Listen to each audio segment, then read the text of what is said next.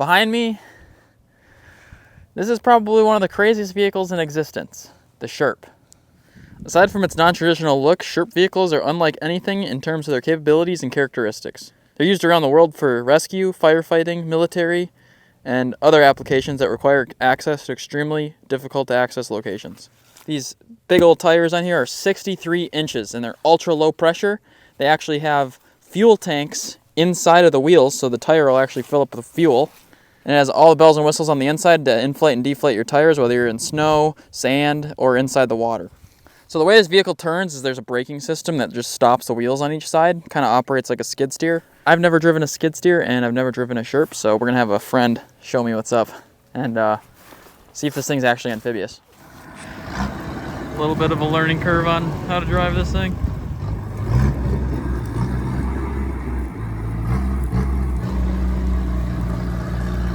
All right, first time driving a Sherp.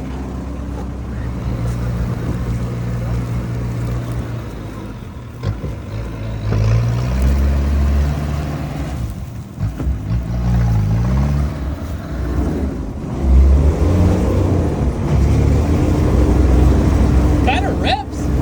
Yeah.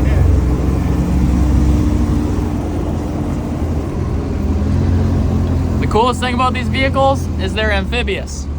We hope. At least we hope so.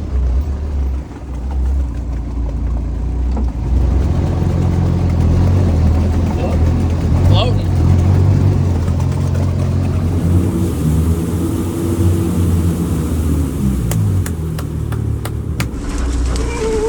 Bye, tree.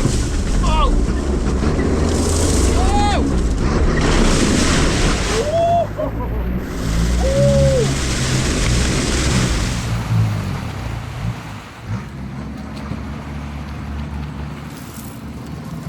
All right, now I guess we're hooking up a jet ski to it and towing it across the pond. We'll see how it does.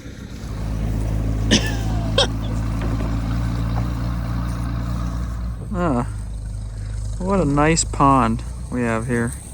It's so beautiful. What the?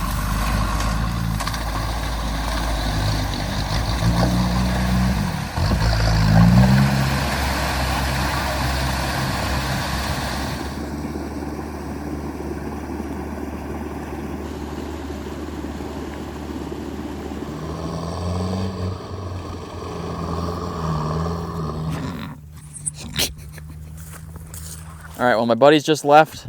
I have an inside of a vehicle that honestly is pretty cramped. I'd have to sleep in the fetal position if I wanted to sleep on the floor, and I don't think I'm gonna fit alongside that wall. So we're gonna have to get creative with a camping setup. Got a few daylight hours here, so I'm gonna run myself to Home Depot and get myself some plywood.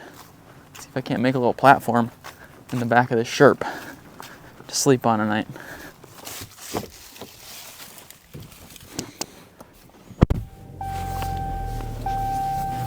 All right, change of plans. We're not going to a hardware store. We're going to Alex's house, the guy that was on the jet ski. We're gonna pick some plywood up from him. So it's 5'2" across.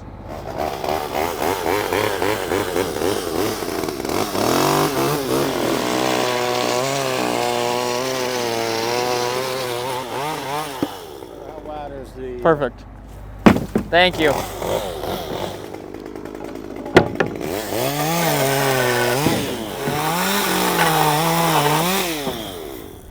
All right, wood's all cut. Now I gotta get some groceries.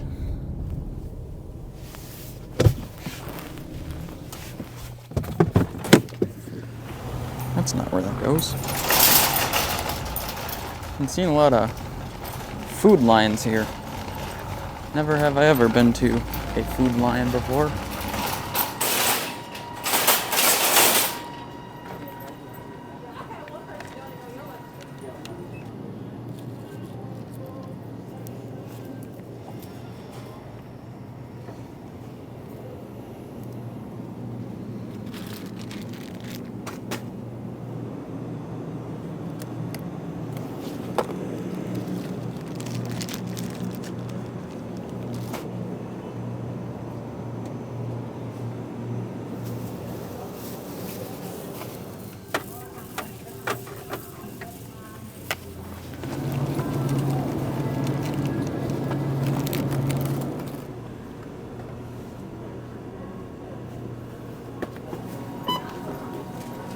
Alrighty. Thank you very much. Have a good one.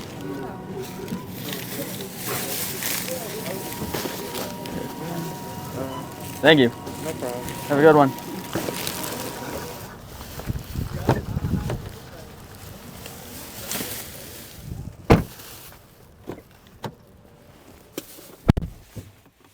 Alright, I just got back. Got the wood all secured in here. I think this should do for the first ever Sherp camper. Not bad for a little day build. And a chainsaw. Alright, now I just gotta load this thing up.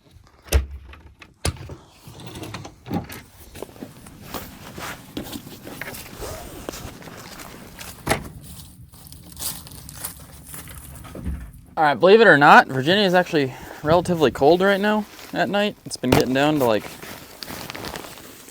the high 20s at night the last couple weeks. Which is crazy because that's about how warm Minnesota's been.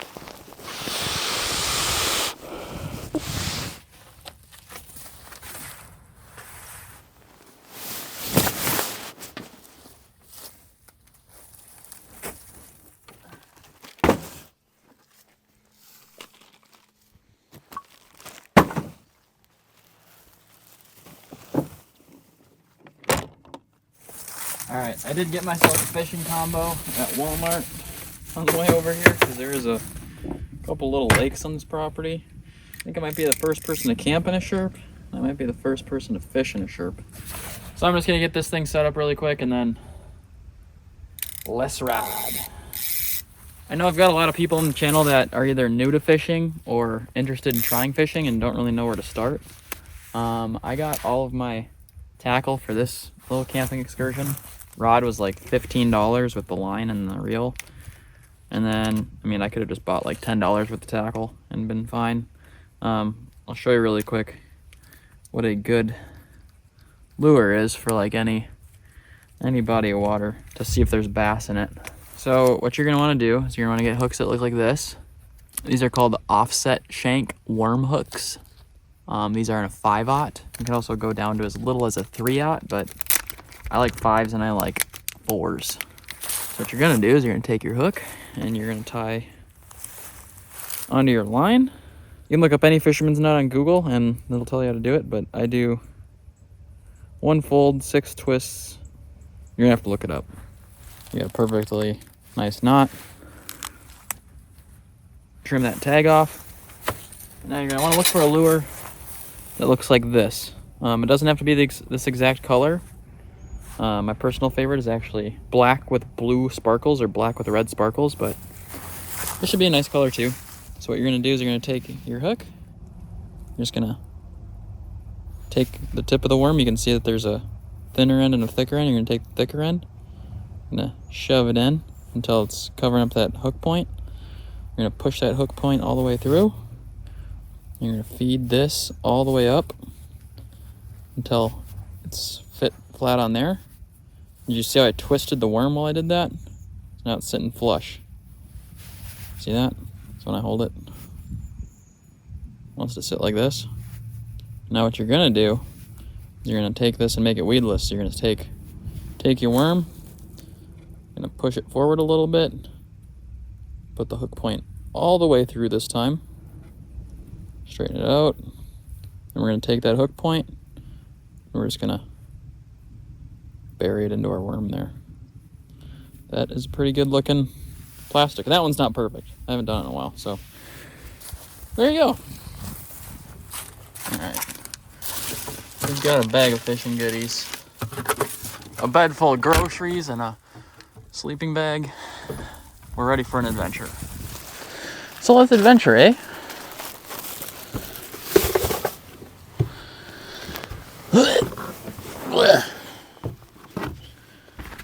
I suppose I could open that latch.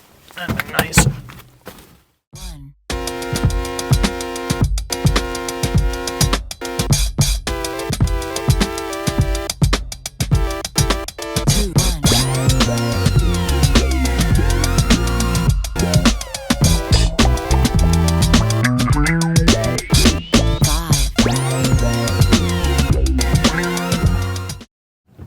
See if I remember how to do this. Engine preparing for takeoff. Ka-chow! Alright, so this Sherp is pretty funny. It doesn't operate like a normal car. You can see there's no steering wheel. We actually have a 5-speed stick shift.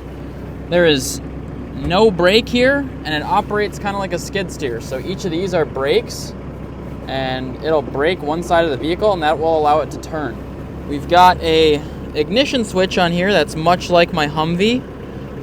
You got a key for the ignition, a battery kill switch, an emergency stop, and a choke.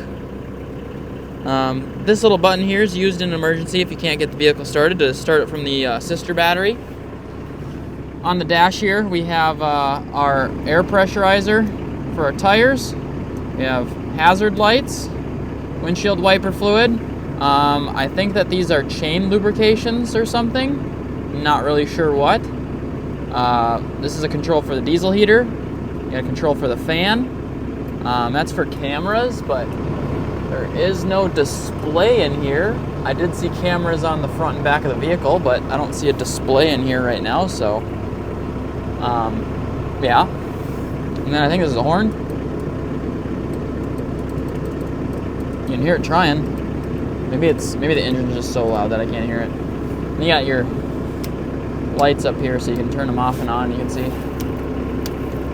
all your gauges and stuff are up here. So you got a full tank of gas. Shows you your battery voltage, how many hours are on the engine, your oil temps. The other thing is you can see they have a little plaque here about the recommended tire pressure for the different types of things that you travel on. You can adjust all of that from inside the vehicle. And although I know you can do that from inside of the vehicle, I did not get coached on how to do that, but the good news is I don't think I'm going to need to do that today. Let's see if I know how to drive this thing.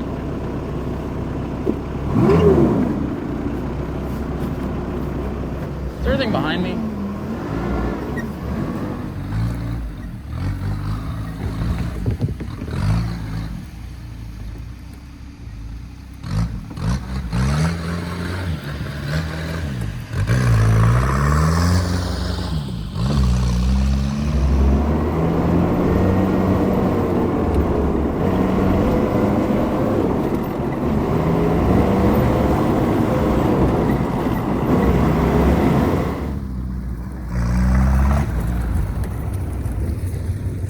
Remember me saying, is there anything behind me? There was something behind me. I knew there was. Did I run it over? I did hit it. I ran that thing over.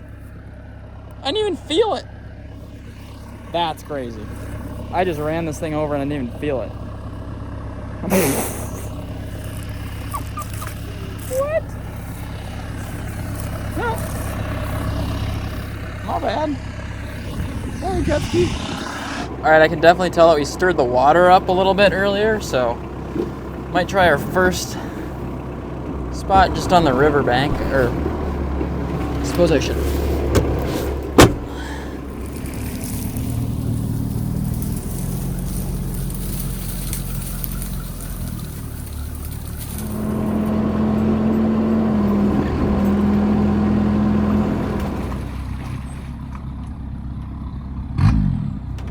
Alright, going for a new record. First person to catch a fish in a Sherp. This is not a very rod-friendly environment.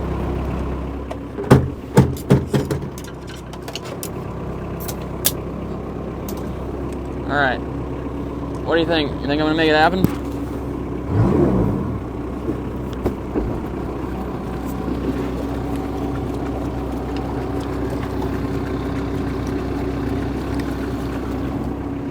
Sure, all the fish in here are scared out of their minds from earlier. At any rate, I think I'm the first person to ever fish in a Sherp. Shoot, no new trolling motor, you just buy a Sherp. That is crazy that you can turn this thing in water. If this video hits 2 million views, I'll take this thing out on a lake and maybe try to do some fishing or something. Or go winter camping. One of the two. Be a pretty sweet rig for ice fishing out on Lake Superior, that's for sure. Pretty sure I just had a bite. Oh, I just had a bite. Right here. I just watched my line bounce. Dang. Something little, I think, but a bite's a bite.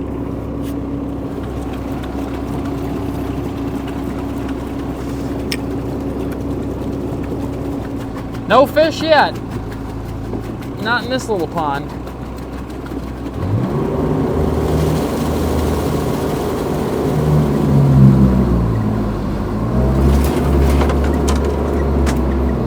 So when you're in the water, these treads just act like little paddles.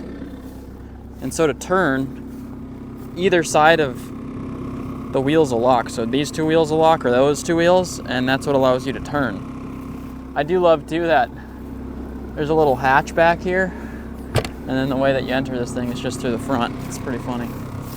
All right, let's go see if we can find another fishing spot. Need a snack.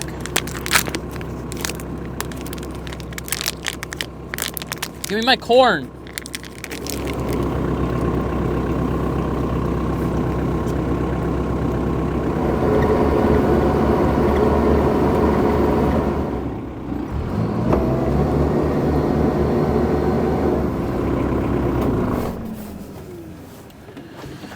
All right. Well, I'm gonna leave the Sherp here. We're gonna bring our fishing rod with, just because the woods is pretty thick down here. And I don't want to break anything on the Sherp. It's definitely more than capable of making it back there. I just don't want to ding it up too bad. This piece of land that I'm on today has some really nice dense woods. I imagine there's some big whitetail back here. We're on 100 acres here, and there's for sure a lot of places to explore. Oh my gosh, look at this water. It's pretty clear. All right. See.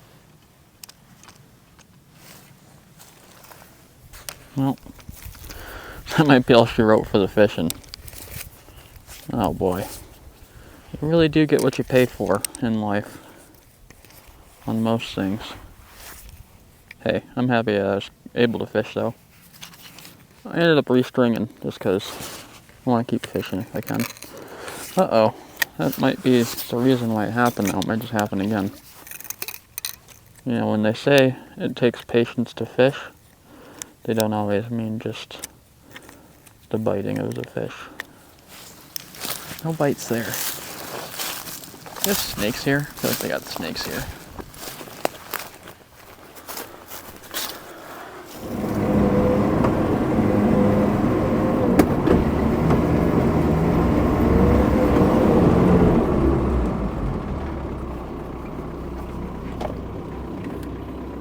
Howdy.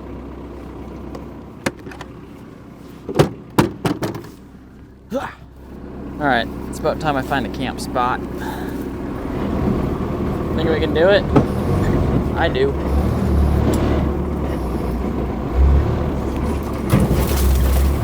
Oh my gosh, like nothing. Alright, nice little spot. Got an old dilapidated shed. Got the lake right there.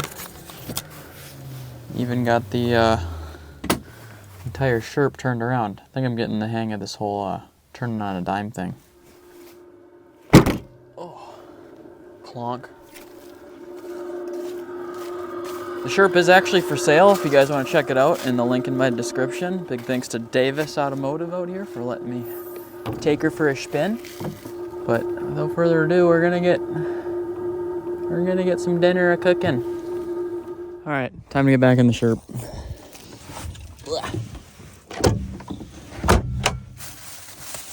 Got ourselves some cozy lights. This thing feels a lot like the original truck build. Somehow I feel like I still have more headroom in this than my old truck, but alright. We got a meal to cook. Actually, whenever I'm in new spots, I like to find recipes that are kind of local to the area, and one that I found for Virginia was called Brunswick Stew, and it's a one-pot recipe. So I brought the tiny one-burner mans, and we're gonna be making a one-pot recipe tonight. Little stew. So less yapping, more cooking. Also may or may not have forgotten a knife at home, so it's like that meme where somebody needs a scissors. So they buy a scissors and then it's in a package that needs scissors to open it. There we go. Pow! You know what's really sad is ooh, that's a ceramic blade. I had my very first set of chef's knives were a set of ceramic bladed knives, and I paid way too much for them. I got on one of those like savings apps. They sold like modern, quote unquote, like houseware. And in college I thought they were the coolest thing. I think it was like $120 for the set, and they were basically this exact knife. This one was $10. And I had 5 of them, so I got ripped off. Also, ceramic blades chip very easily. I think by the end of my first year using them, they were all pretty much dusted. Blades get brittle. They're tough to sharpen on your own. Not a giant fan anymore of ceramic, but I saw that in the store and it kind of brought me back, so. But if you are in the market for knives right now and looking for something nice to buy, I can't recommend a ceramic blade. What I would recommend, I'll actually leave a link to it in the description underneath the Sherp, is a Viltronox. It's the same company that makes Swiss Army knives. They're real bomb and real cheap. Like, maybe $25-30 for a chef's knife, but you get that knife out of the package and it'll be able to cut paper. Alright, stew time.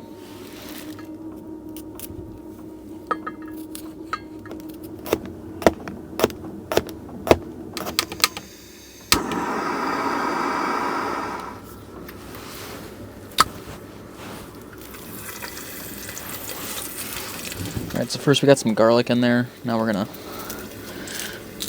add some potato. Ooh. Yeah, I mean, this knife's sharp. It's brand new, so it should be a lot sharper, honestly.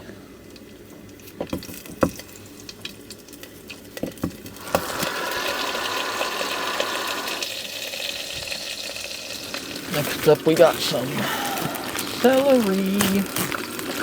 4-inch celery sticks. Honestly, 4 inches might be a little big. It's actually about average.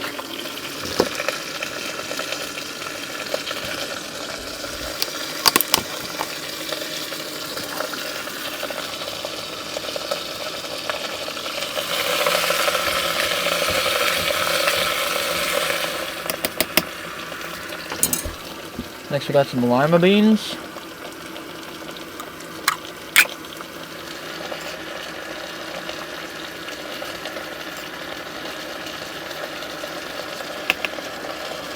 And then it's corn. Okay. It is corn though.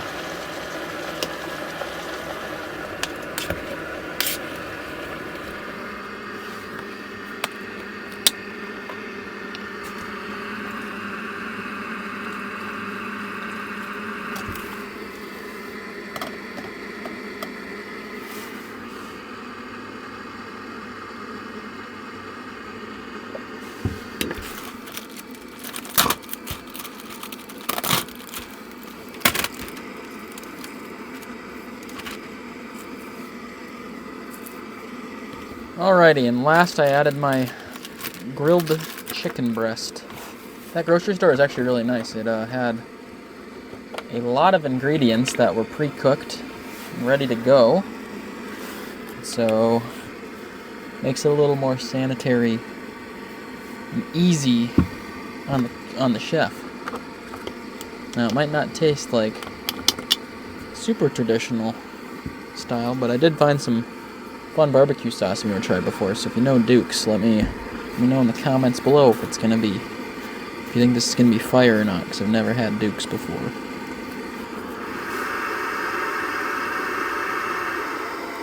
Hopefully it's good, because I think I put too much in there.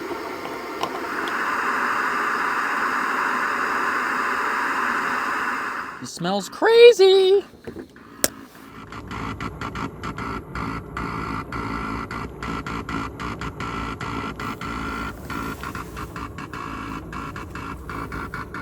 I think it's about ready.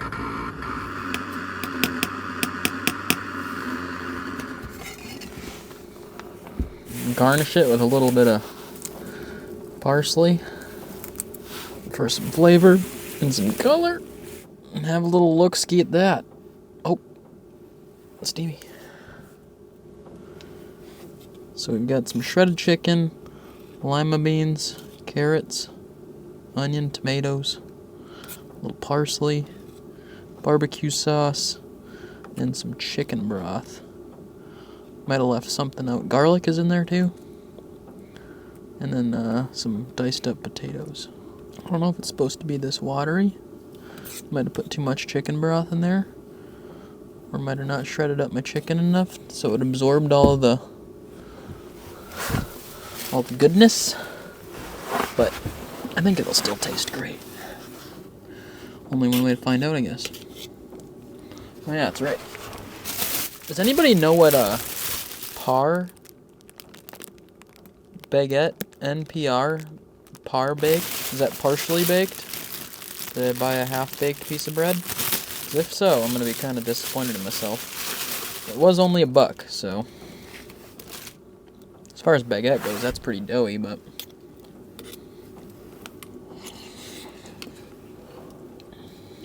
oh yeah, that'll work. Yeah, it's gotta be partially baked. That's disappointing.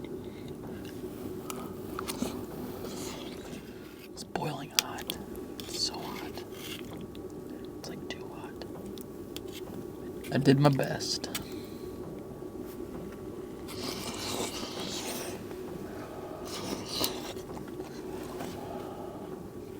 It's so hot. Not spicy, it's just impossible to eat right now. Alright, 30 minutes later, and it's finally cold enough to eat. Now it's almost gone. Pretty bussin' though. May or may not have put too much barbecue in there though. It definitely tastes like barbecue sauce soup. I'd say it's like, I don't know, 55 degrees in here. And a cool 30 outside right now. So it's noticeably warmer in here. Thank you, diesel heater.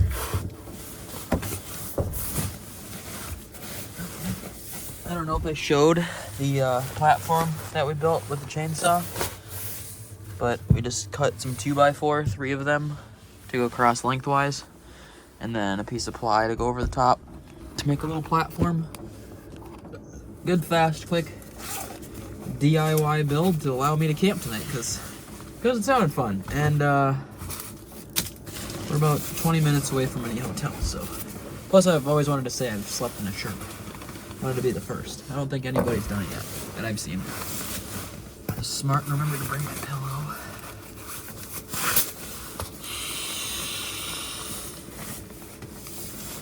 I don't know if I mentioned it either, but these vehicles have like crazy amounts of range. So like I think you can drive like anywhere from 1,800 to 2,500 miles on a tank of gas, because it's like a really small diesel motor, like a 1.8 diesel.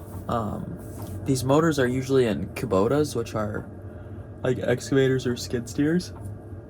And for whatever reason in this vehicle, it's really fuel efficient. So, and funny enough, even though it's like a Ukraine-based company, the main United States distributor / like the company's like headquarters in America is in Minnesota. So maybe I'll have to take it out in the snow or something, because I've probably only scratched the surface of like what this thing's capable of. And we did some pretty cool stuff today. I mean, I ran over like a 12-inch tree like it was nothing, and it was hanging 4 feet off the ground. So nice and warm. I watch some anime, get some shut eye. My heater didn't run all night. Actually, it didn't run at all. I shut it off because it was getting so hot in here, and then I couldn't figure out how to turn it back on. It got cold enough for the windows to ice up.